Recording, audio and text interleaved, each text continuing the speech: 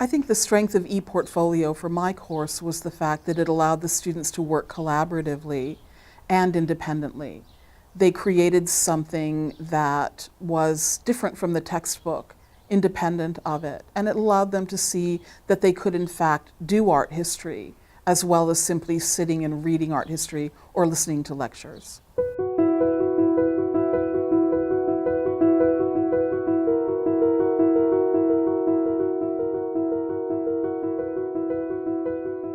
I've always liked to experiment with new technologies, and in art history we've actually had technology change the way we teach quite a lot.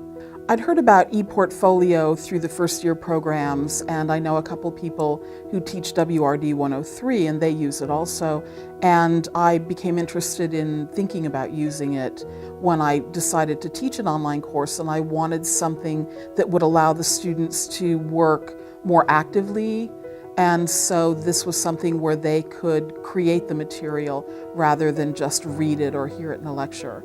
Every week had a different assignment, and often I would choose something that was very contextual. So I wanted them to work together to furnish an Egyptian tomb, to think about what kinds of paintings would go into the tomb, in the different rooms with different functions, which objects would you find. And for anything they posted, they not only included the image, but also the identification and a discussion of how it functioned or the meaning of what was represented there.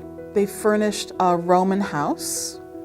They assembled the kinds of objects and churches that you would see if you had gone on a pilgrimage in the Middle Ages. So they found reliquaries with the bones of saints, and they found works of art that decorated cathedrals, and some of them talked about specific churches along the road from France to Spain. They would go out and they would find the works of art themselves.